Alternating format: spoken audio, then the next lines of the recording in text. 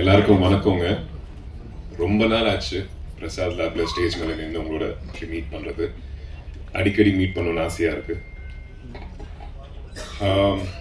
என்னன்னு தெரியல, மேடை ஸ்டேஜ் ஸ்பீச் அப்படின்னாலே கொஞ்சம் உதவும். ஸ்கூல்ல இருந்து அப்படின்னா அதுக்கு எனக்கு முன்னாடி பேசுற வேற பயங்கரமா பேசிட்டு எமோஷனல் ஆகி சூப்பரா ஸ்பீச்.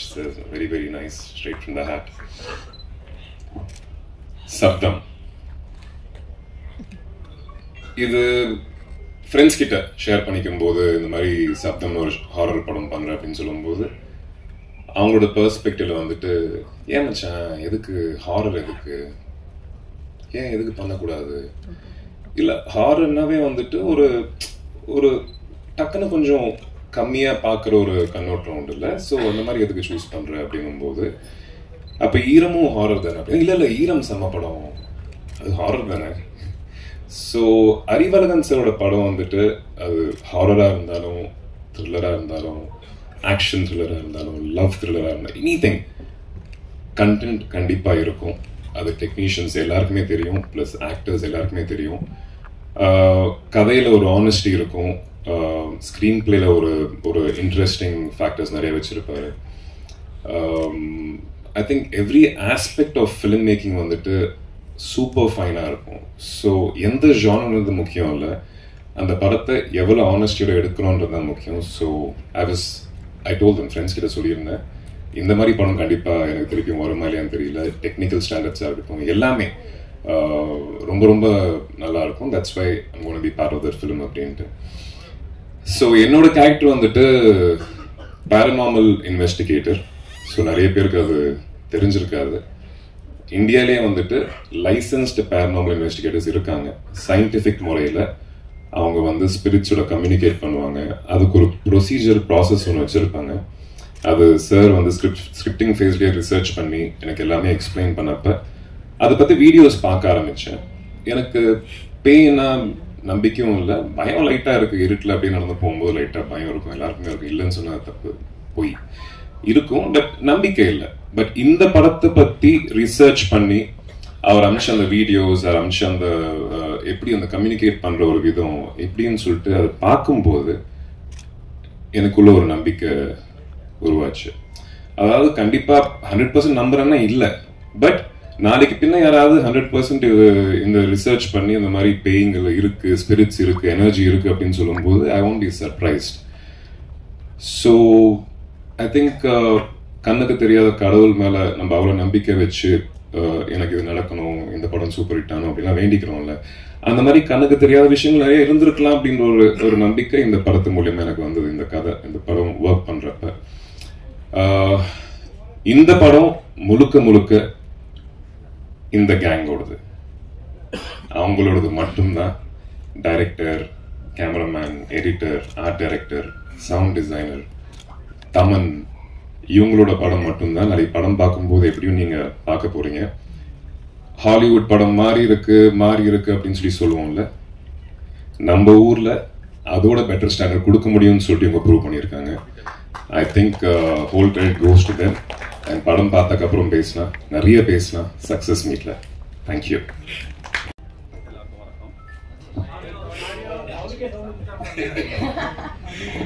எல்லாருக்கும் வணக்கம். அறிவழகனோட ஈரம் தவிர மீது எல்லா படம் நான் ஒர்க் பண்ணியிருக்கேன். அந்த படம் ஒர்க் பண்ணலையேன்னு ஒரு ஃபீல் இருந்தது. அதோட இது வந்து எனக்கு இந்த படத்தில் ரொம்ப திருப்தியாக இருந்துச்சு. ஜென்ரலாக எல்லாரும் வந்து டேரக்டர்ஸ் வந்து சார் சவுண்டுக்கு நான் இந்த படத்தில் 2-3 சீக்வன்ஸ் வச்சுருக்கேன்னு சார் சொல்லுவாங்க. பட் இந்த படம் முழுக்க முழுக்க சவுண்டாகவே இருக்குது. ஸோ எங்களுக்கு ஒரு சவுண்ட் இன்ஜினியருக்கும் இவங்களுக்கு வந்து இந்த மாதிரி ஒரு சப்ஜெக்ட் கிடைக்க ரொம்ப மிகப்பெரிய இது. உங்கள் கெரியரில் இந்த மாதிரி ஒரு படம் கிடைக்குமான்னு தெரியாது.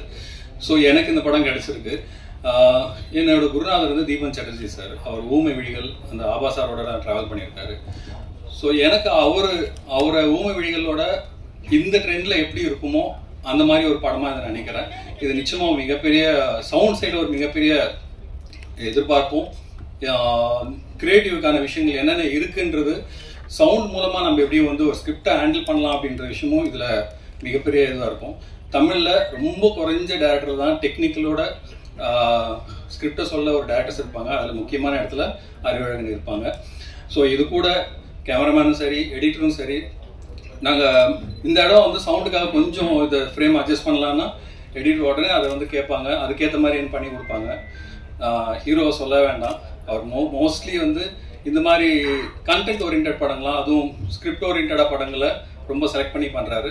அவர் இந்த மாதிரி எல்லா படங்களும் பண்ணால் நல்லா இருக்கும்னு நினைக்கிறோம். தேங்க்யூ.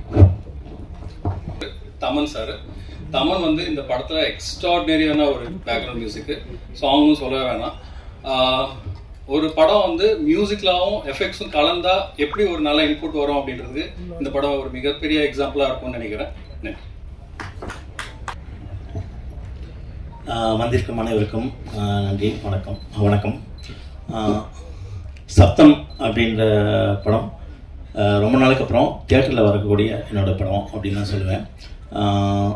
இந்த படம் சப்தம் அப்படின்னு டிசைட் பண்ணதுக்கப்புறம் ஒரு ஹாரர் அப்படின்னு டிசைட் பண்ணும்போது என்ன ஹாரர் பண்ணலாம் அப்படின்னு யோசிக்கும்போது ஈரம் படத்தில் வந்து தண்ணீர் மூலமாக வந்து ஒரு ஹாரர் வந்து கொடுக்கும்போது ரொம்ப கிரிட்டிக்கலாகவும் சரி கமர்ஷியலாகவும் சரி நல்லா போச்சு அப்படின்னா. ஏன்னா அன்றைக்கி வந்து சோஷியல் மீடியா இல்லாத ஒரு டைம்லேயே எல்லாருமே வேர்ட் ஆஃப் மவுத்தில் வந்து அந்த படம் எந்தளவுக்கு ரீச் ஆச்சு அப்படின்றது எனக்கு கண்கூட என்னால் வந்து உணர முடிஞ்சது. ஏன்னா அது அப்போ வந்து அது ஃபோன் கால்ஸாக இருக்கட்டும், மற்றதாக இருக்கட்டும், சினிமா இண்டஸ்ட்ரியிலேருந்து பப்ளிக்லேருந்து எல்லாருமே இங்கே போகும்போது இன்னைக்கு வரைக்குமே வந்து ஒரு பெரிய ஒரு எல்லாருமே வந்து அப்ரிஷியேட் பண்ணுற ஒரு படமாக இருக்குது.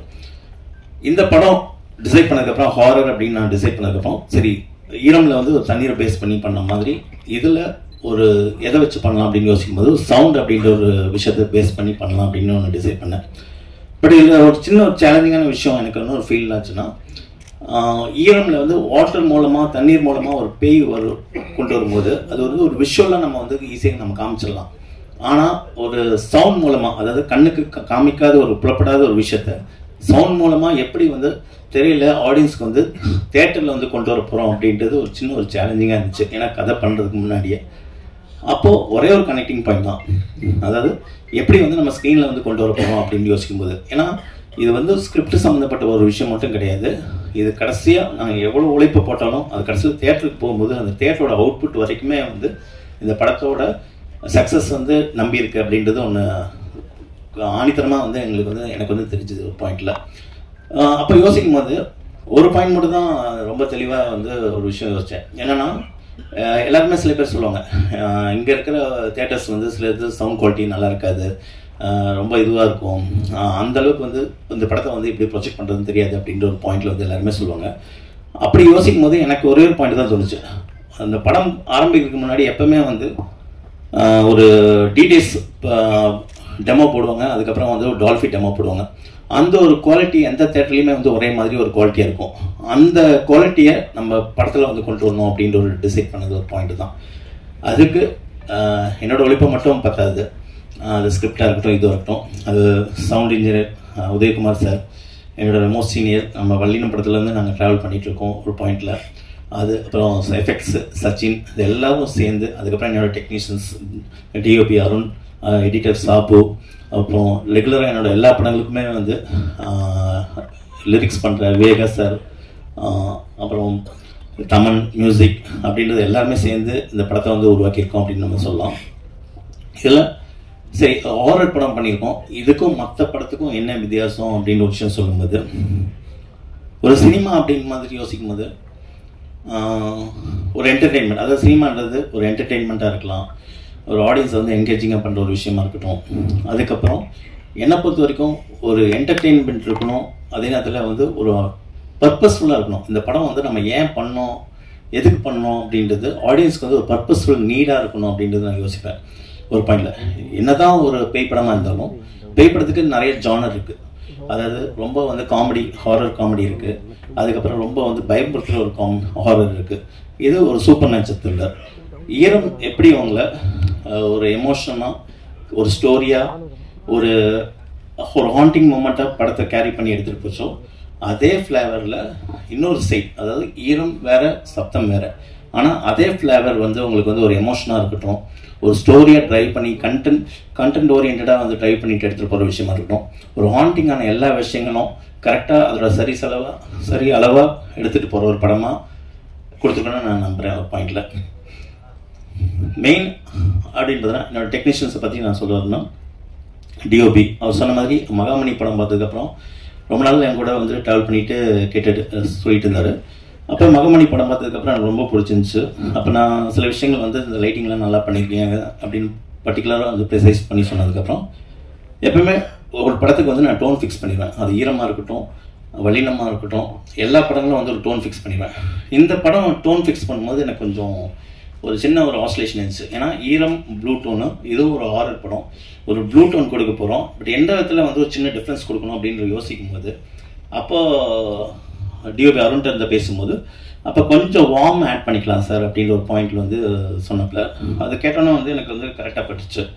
ஏன்னா ஒரு சின்ன ஒரு கோல்ட் டோன், ஒரு ப்ளூ ஆஸ் வெல் அஸ் வந்து ஒரு வார்ம் டோன் இருந்துச்சுன்னா கண்டிப்பாக வந்து ஒரு சின்ன ஒரு வேரியேஷன்ஸ் வந்து நம்மளுக்கு வந்து ஈரம் படத்துலேருந்து டிஃப்ரென்ஸ் கிடைக்கும் அப்படின்றது எனக்கு தோணுச்சு ஒரு பாயிண்டில். அந்த விதத்தில் நிறைய இன்புட்ஸ், ஒரு டைரக்டரோட விஷன் ஆஸ் வெல் அஸ் வந்து இந்த ஸ்கிரிப்டுக்கு வந்து அவங்களோட விஷன் ஆஸ் இன்புட்ஸ் எப்பவுமே வந்து ஒரு படத்தில் நான் எதிர்பார்ப்பேன். அது எல்லாமே சேர்ந்து அமைஞ்ச ஒரு படமாகவும் இது அமைஞ்சிருக்கு. தேங்க்ஸ் அருண்.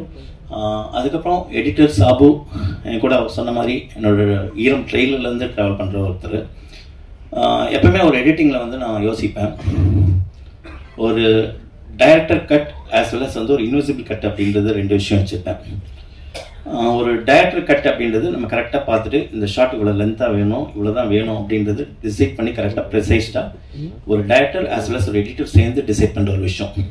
சில இடத்துல ஒரு மொமெண்ட்டில் நம்ம வந்துட்டு நம்மளுக்கு மைண்டுக்குள்ளே விஷுவல் இருக்கும், அதை வந்து கரெக்டாக நம்ம வந்து டிஃபைன் பண்ணி, அதாவது மைண்டுக்குள்ளே இருக்கும், அதை வந்து விஷுவல் பண்ண தெரியாது, சொல்ல முடியும். ஆனால் அது கரெக்டாக ப்ராப்பராக ஒரு இன்விசிபிள் கட்டாக எடிட்டர்னால மட்டுமே முடிகிற சில விஷயங்கள் அப்படின்னு ஒன்று இருக்குது டைரக்டரை தாண்டி. அந்த விஷயங்கள் நான் வந்து சாப்பிட்டு சொல்வேன், சாப்பிட்டு இந்த இடத்துல எனக்கு இந்த ஒரு ஃபீல் வேணும், சம்திங் வந்து ஒரு கிளிச்சஸாக வரும் அப்படின்னு ஒரு விஷயம் எனக்கு தெரியும். சாப்போட அவுட்புட் எப்படி வெளில வரும் அப்படின்றது அந்த விஷயம் பண்ணும்போது அது கரெக்டாக அந்த மேஜிக்கும் அந்தந்த டைமில் வந்து எந்தெந்த இடத்துல வந்து வேணும் அப்படின்றது கரெக்டாக வந்து இன்புட் கொடுத்துருப்பாரு. சாப்பு தேங்க்ஸ் அலாட். ஏன்னா ஒரு எடிட்டிங் எப்பவுமே வந்து ஒரு படம் பார்த்து ஒரு ஃபர்ஸ்ட் கட் பார்க்கும்போது அந்த இடத்துல கொஞ்சம் லேகாக இருக்குது அப்படின்னு இப்போ சொல்லுவாங்க. ஒரு படம் ஃபர்ஸ்ட் காப்பி எடுத்து பிரிண்ட்லாம் போட்டதுக்கு அப்புறமே வந்து அங்கே ஒரு செகண்ட் ஹாஃப்ல வந்து கொஞ்சம் லேகாக இருக்குது அப்படின்னு ஒரு விஷயம் சொல்லுவாங்க. நான் எப்பவுமே சொல்லுவேன், லேக் அப்படின்றது வந்து லென்த்தில் கிடையாது ஒரு பாயிண்டில். அப்படி லேக் இருந்துச்சுன்னா வந்து அது கதையிலே பிரச்சனை இருக்குது அப்படின்னு நான் ஒரு விஷயம் சொல்லுவேன். ஸோ கதையில் லேக் இருந்தால் தான் வந்து படத்தோட லென்த்தை வந்து கண்டிப்பாக வந்து லேக்னு சொல்ல முடியும். ஒரு 10 நிமிஷம் தூக்கனால வந்து ஒரு படம் வந்து உடனே நல்ல படம் ஆயிடாது ஒரு பாயிண்டில். சில படங்கள் இருக்குது எடிட்டரோட இதில் எல்லாமே கரெக்டாக டேலண்டாக டிஸ்பாஸ் சொல்கிறதுன்னு ஒரு பாயிண்டில் இருக்குது. பட் பொதுவாக லென்த்து கம்மி பண்ணாமே படம் வந்து கரெக்டாக சூப்பராகிடும் இல்லை. ஸோ சட்டியில் இருந்தால் தான் அகப்பையில் வரும் அப்படின்னு சொல்லுவாங்க ஒரு பாயிண்டில். ஸோ பேஸே வந்து ஒரு சோல் வந்து படத்தில் இருக்கணும் ஒரு பாயிண்டில். அதேமாரி அந்த சின்ன ஒரு லேக், ஒரு நிமிஷம், அதாவது படம் 1.5 மணி நேரத்துலையும் வந்து ஸ்லோவாக சொல்ல முடியும், 3 மணி நேரத்துலையும் ஃபாஸ்ட்டாக சொல்ல முடியும். ஸோ கதை வந்து ஃபஸ்ட்டு வந்து டிபெண்ட் பண்ணியிருக்கணும். அது கரெக்டாக அதுக்கு எடுத்துடவும் கூடாது, அது கரெக்டாக சூப்பராக கொண்டு வரதில்ல ரேட்டிங். அது அந்த எடிட்டர் சாபு ஒரு பாயிண்ட்டு. நெக்ஸ்ட் என்னோட லிரிக் ரைட்டர் இருக்கட்டும், வேகா என்னோட எல்லா படங்களையும் ட்ராவல் பண்ணியிருக்காரு. எங்களுக்கு ஒரு கெமிஸ்ட்ரி ஒர்க் அவுட் ஆகிட்டே இருக்குது. அது இந்த படத்துலையும் வந்து கண்டிப்பாக வந்து தொடர்ந்துருக்கு அப்படின்னு நான் சொல்லுவேன். அப்புறம் ஆர்ட் டைரக்டர் மனோஜ் அப்படின்றது. மனோஜ் பற்றி சொல்லணும்னா பார்டரில் வந்து அசிஸ்ட் பண்ணிட்டு இருந்தார் ஆர்ட் டைரக்ஷனில். அவரோட ஒர்க் பிடிச்சி இந்த படத்தில் வந்து நான் வந்து சூஸ் பண்ணேன். அவரோட சின்சாரிட்டி, ஒர்க்கில் இருக்க சின்சாரிட்டி. இன்றைக்கி வந்து இன்ட்ரோல் பிளாக்னு பார்த்திங்கன்னா கிளைமேக்ஸ் பார்த்திங்கன்னா ஒரு சின்ன ஒரு செட்டு வந்து போட்டிருப்போம். அந்த செட் பார்த்திங்கன்னா வந்து ஒரு எல்லாம் சேர்த்து மொத்தமாக வந்து ஒரு காஸ்ட் அப்படின்னு கேட்டிங்கன்னா அது 15 நாள் ஷூட்டிங்கே வந்து ஒரு 2 crores அது மாதிரி வரும் ஒரு பாயிண்டில். அது கிளைமேக்ஸும் வரும், இன்ட்ரோல் பிளாக்கும் வரும். அந்த ஒரு பாயிண்ட் ஒரு இந்த படத்தோட ஒரு முக்கியமான ஒரு விஷயமா நான் சொல்லுவேன் ஒரு பாயிண்டில். அந்த ஒரு பாயிண்ட்டு. நெக்ஸ்ட் படத்தில் வந்து சவுண்ட் எஃபெக்ட்ஸ் அப்படின்ட்டு பார்த்திங்கன்னா சச்சின் வந்து என் கூட வந்து பிஃபோர் பார்டர்லேருந்து ஒர்க் பண்ணிகிட்ருக்காரு. Next mixing Udayakumar sir. Udayakumar sir ஜென்ரலாக சொல்லணும்னா இந்த படம் வந்து அவரே சொல்லியிருக்காரு, இந்த படம் வந்து எவ்வளோ பெரிய முக்கியமான படம் அப்படின்னு. ஃபஸ்ட்டு நாங்கள் டிசைட் பண்ண ஒரு விஷயம் வந்து எங்கே சவுண்டு வேணும், எங்கே ஜாஸ்தியாக வேணும் அப்படின்றத விட எங்கே சவுண்டு இருக்கக்கூடாது, எங்கே மியூசிக் இருக்கக்கூடாது அப்படின்றதுல டிசைட் பண்ணுறதுல 2 பேரும் வந்து ஒன்றா ட்ராவல் பண்ணணும்னு சொல்லலாம் ஒரு பாயிண்டில். ஸோ அவரோட அந்த எக்ஸ்பீரியன்ஸ் ஆஸ் வெல் அஸ் பேரலாக நிறைய பெரிய பெரிய கமர்ஷியல் படங்கள் வந்து பண்ணிகிட்டு இருக்காரு. இன்னொரு பக்கம் இது டோட்டலாக வேற ஒரு ஜானரில் வந்து இந்த படம் வந்து பண்ணோம். அப்படி இருக்கும்போது அது கரெக்டாக ஷிஃப்ட் ஆகி வர்றது வந்து ரொம்ப பெரிய வந்து சாதாரண விஷயம் கிடையாது. அந்த ஷிஃப்டிங் ப்ராசஸ் வந்து எனக்கு வந்து அவர்கிட்ட வந்து ரொம்ப பிடிச்சது ஒரு பாயிண்டில். ஸோ இந்த படத்துக்கு இப்படி தான் பண்ணணும், உங்கள் படத்துக்கு இப்படி தான் பண்ணணும் சார் அறிவு அப்படின்றது உரிமையாக வந்து ஒரு விஷயத்த வந்து சொல்கிறதா இருக்கட்டும், நம்ம பாயிண்ட் எடுத்துக்கிறதா இருக்கட்டும், அவரோட பாயிண்ட்டை வந்து ஈஸியாக அக்செப்ட் பண்ணுற ஒரு விஷயமா இருக்கட்டும், அந்த ஒரு ட்ராவலில் ஜேர்னியில் தான் வந்து இந்த படம் வந்து முடிச்சோன்னு வந்து சொல்லலாம். நெக்ஸ்ட் அப்படின்னு பார்த்தீங்கன்னா ப்ரொடியூசர் ஷவன்ஜி Siva, distributor as well as ஒரு 200 படத்தில் வந்து ஒர்க் பண்ணியிருக்காரு. இந்த படம் ஒரு குற்றம் 23யோட சக்ஸஸ் எப்படின்னா, ஒரு கமர்ஷியல் சக்ஸஸ் வந்து எந்த அளவுக்கு வந்து வேற ஒரு பக்கம் வந்து ஒரு அப்ரிஷியேஷன் கிடைக்கும் அப்படின்றது எனக்கு தெரிஞ்சுது. நிறைய டிஸ்ட்ரிபியூட்டர்ஸ், நிறைய தியேட்டர் ஓனர்ஸ் வந்து கால் பண்ணி பேசினாங்க. அப்படி ஒருத்தர் மூலமாக எனக்கு கிடைச்சது தான் ஷவன்ஜி சிவா. ரொம்ப நாள் வந்து அந்த படம் பண்ணோம் அப்படின்னு யோசிச்சிருந்தாரு. இப்போ ஒரு ரைட் டைமில் வந்துட்டு ஆதி சாருக்கும் எனக்கும் ரெகுலர் ஒரு கான்டாக்டில் வந்துட்டு அவர் திருப்பி வந்தார். இந்த படம் பண்ணோம். எப்போயுமே ப்ரொடியூசர் வந்து சொல்லுவாங்க, இது வேணாம் சார், எதுக்கு சார் இவ்வளோ செலவு பண்ணுறீங்க அப்படின்ட்டுலாம் சொல்லுவாங்க. இந்த படம் வந்து அவரோட ப்ரொடக்ஷனில் நான் ஒரு ஃபர்ஸ்ட் காப்பியே பண்ணியிருக்கேன். அப்போ வந்து இந்த இதில் வேணாம் சார்னு சொல்லுவாங்க ஒரு பாயிண்டில். ஆனால் அவர் தான் ஒரு பாயிண்ட் வந்து இந்த படம் வந்து ரொம்ப பெருசாக பண்ணுங்கள், நல்லா பண்ணுங்கள் அப்படின்ற ஒரு பாயிண்டில் இன்னும் ஒரு எக்ஸ்ட்ரா இந்த படத்தை வந்து பெருசாக்கிறதுக்கான ஒரு பெரிய ஒரு உந்துதல் அப்படின்றத சொன்னால் ப்ரொடியூசர் நான் ஷவன்ஜி சிவா தான் சொல்வேன். அவருக்கு வந்து என்னோட தேங்க்ஸ் சொல்வேன். ஏன்னா இந்த ஒரு படத்தை வந்து இவ்வளோ தூரம் நினச்சபடி எடுக்கிறது அப்படின்ற ஒரு விஷயம் வந்து இந்த படத்தில் வந்து எனக்கு இன்னும் வந்து நல்லா கை கொடுத்துருக்குன்னு நான் சொல்லுவேன் ஒரு பாயிண்டில். அந்த விதத்தில் நான் ப்ரொடியூசர் ஷவன்ஜி சிவா அவருக்கும் நான் தேங்க்ஸ் சொல்லிக்கிறேன். எப்படி எடுக்கிறது கேட்கலாங்க.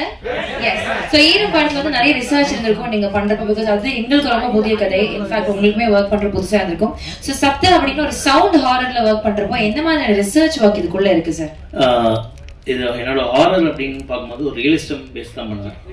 ரொம்ப வந்து நம்ப முடியாத சில விஷயங்கள் நம்ப முடியாத சில விஷயங்கள் அப்படின்றது எடுத்துகிட்டு போகிறது கிடையாது.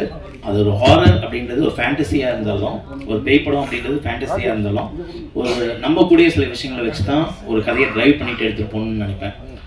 அப்படி எனக்கு யோசிக்கும் போது எல்லாருமே படங்கள் வந்து எனக்கு புக்ஸும் டாக்குமெண்ட்ரிஸ் அப்படின்றது தான் வந்து எனக்கு ரொம்ப வந்து அதிகமாக யூஸ் ஆச்சுன்னு நான் சொல்லுவேன். அதாவது உண்மைக்கு அருங்காமையில இருந்து எடுத்துட்டு போற ஒரு விஷயத்த. ஸோ அப்படிதான் இந்த படத்துல வந்து நான் ரிசர்ச் பண்ணேன் அப்படின்றத நான் சொல்லுவேன். ஸோ இது பின்னாடி ஒரு உண்மை சம்பவம் இருக்கா? இல்ல, உண்மையில பல விஷயங்கள் சேர்ந்த ஃபேக்ட்ஸ் இருக்குல்ல, உண்மை எலிமெண்ட்ஸ் இருக்குல்ல, உண்மை எலிமெண்ட்ஸ் எல்லாம் சேர்த்து ஒரு கதையா பண்ணதான் அது ஒரு பாயிண்ட்ல. Thank you sir. சார் அறிவன் சார், பேய் பிசாசுனாலே இங்க பொதுவா நிசப்தமான ஏரியாவில தான் அதிகம் சோழன் அடிக்கும். நீங்க சத்தம் பேர் வச்சிருக்கீங்க, தமன் இருக்கிறதுனால வச்சிட்டீங்களோ? இல்ல இல்ல, தமன் அப்படின்றது ஒரு மியூசிக்கான விஷயம். சத்தம் அப்படிங்கும்போது ஏன்னா ஒரு இடி இடிக்குதுன்னு வைங்க, நமக்கு ஒரு பயம் வருது இல்ல. திடீர்னு வந்து யாராவது நீங்க தனி ரூம்ல இருக்கும்போது நம்மளுக்கு கதை படான்னு எதுவுமே இல்லாம ஒரு சாக்கும் போது ஒரு சின்ன ஒரு பயம் இருக்குல்ல, அந்த ஒரு பயம் தான் இந்த படத்துல வந்து ஒரு சத்தத்தை வச்சு நான் பண்ணியிருக்கேன் ஒரு பாயிண்ட்ல. ஹீரோ சார், ஆதி சார், நீங்க ஒரு அழகான ஹீரோயின் வந்து நிக்கி கல்யாணி கல்யாணம் பண்ணீங்க. கல்ராணி சார், நிக்கி கல்ராணி. ஓகே, இந்த படத்தோட பேக்ரவுண்ட்ல எங்கேயுமே ஹீரோயின் இல்ல. நீங்க பேசும்போதும் சரி, டைரக்டர் பேசும்போதும் ஹீரோயின் படத்துல 3 பேர் இருக்காங்க நினைக்கிறேன். யாரை பத்தியும் பேசல. ஏன், என்னாச்சு? ஹீரோயின் உங்களுக்கு ஹீரோயின் யாரை புறக்கணிக்காங்களா? இது அதுக்கான படம் கிடையாது சார். ஹீரோக்கே ரெக்கையை போட்டாங்க பாருங்க. இது அந்த ஹீரோயின் அப்படி பட்ட படமா இருந்தா கண்டிப்பா பண்ணிருப்பாரு. இந்த கான்செப்டை கன்வே பண்ணணும்னு ஒரு போஸ்டர் டிசைன் சார். அடுத்த படத்துல கண்டிப்பா ஹீரோயினோட மெயினாக என்னன்னா, இப்போ வந்து ஃபார் எக்ஸாம்பிள் சின்னன் லைலா அப்படின்றது வந்து ஒரு அப்போ வந்து எவ்வளோ பெரிய முன்னணி நடிகைகள் இன்னைக்கு வரைக்கும் ஒரு மதிப்பு மரியாதை அவங்கள்ட்ட இருக்குது அப்படின்றது உங்களுக்கு நல்லாவே தெரியும் ஒரு பாயிண்ட்ல. ஸோ இந்த கதைக்குள்ளே வராங்க அப்படின்னா அவ்வளோ சீக்கிரம் ஈஸியாக வந்துட மாட்டாங்க ஒரு பாயிண்ட்ல. அதாவது அந்த கதைகள் வந்து ஓகே பண்ணி வர்றது அப்படின்றது.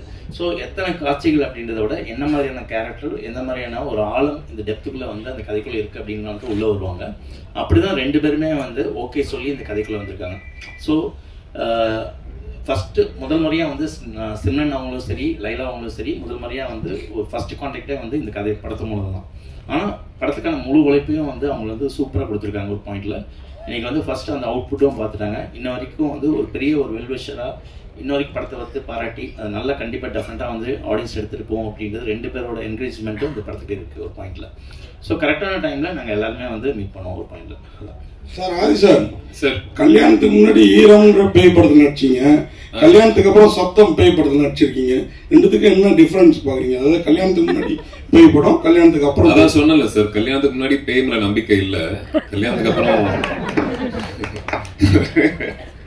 இல்ல சார், நீங்க நினைக்கிற மாதிரி இல்ல சார். நன்றி சார். படம் பிரமாதமா பண்ணிருக்கீங்க, எல்லாம் நல்லா பிரமாதமா இருக்கு. சப்தம்னு இந்த டைட்டில் வந்து பளிச்சுன்னு தெரியுற மாதிரி மக்கள் ரீச் ஆகுற மாதிரி இல்லையே. எழுத்து இல்ல என்னன்னா இப்போ ஒரு அந்த கேள்வியா வருது இல்ல ஒரு பாயிண்ட்ல. ஸோ அதுக்காக வந்து நம்மளுக்கு புரியாம இருக்கக்கூடாது. ஏன்னா எண்ட் ஆஃப் த டே வந்து எல்லாமே ஆடியன்ஸ்ட போய் சேர்க்கணும் அப்படின்றதுக்காக ஒரு படம் பண்றோம். அதே நேரத்துல ஒரு பாயிண்ட் வந்து நம்ம ஒரு கிரியேட்டிவிட்டி பாயிண்ட் இருக்குல்ல, ஒரு அந்த விஷயத்த வந்து அழகா வந்து சத்தம். இப்ப சில பேர் நோட் பண்ணி சொன்னாங்க, சத்தம்ன்றது அந்த ஃபாண்ட்லயே வந்து சூப்பரா பண்ணிருக்கீங்க. ஸோ அந்த பாராட்டும் நம்ம எடுத்துக்க வேண்டியது இருக்கு. இல்ல அந்த இதுக்கு இது கொடுத்துதான் வந்து மதிப்பு கொடுத்துதான் வந்து ஃபர்ஸ்டே சொன்னாங்க எங்களுக்கு படிக்கிறதுக்கு முடியலன்னு. அப்பதான் ஸ்பாண்ட்டை வந்து இன்னும் கொஞ்சம் பெருசு பண்ணோம். நாங்க பெருசுனா கொஞ்சம் இன்னும் புரியுற மாதிரி கொஞ்சம் பண்ணோம் ஒரு பாயிண்ட்ல. அதுக்கு மதிப்பு கொடுத்து நாங்க ஒண்ணு பண்ணிருக்கோம் ஒரு பாயிண்ட்ல. சார் படத்துல வவ்வாலுக்கு என்ன பங்கு இருக்கு? படத்துல வவ்வால் கண்டிப்பா ஒரு பங்கு இருக்குங்க ஒரு பாயிண்ட்ல. அதாவது சத்தம் அப்படின்ற ஒரு பாயிண்ட்டுக்கும் வவ்வாலுக்கும் பேய் படத்துக்கான ஒரு சின்ன ஒரு கனெக்டிங் பாயிண்ட் வந்து இந்த படத்துல கொடுத்துருக்கோம் ஒரு பாயிண்ட்ல. அது கண்டிப்பா சும்மா ஒரு படத்துக்காக வந்து சும்மா சம்மந்தம் இல்லாம யூஸ் பண்றதில்ல. ஒரு பேய் படம்னா உடனே வவ்வால் யூஸ் பண்ணிருக்கோம் அப்படின்றது கிடையாது.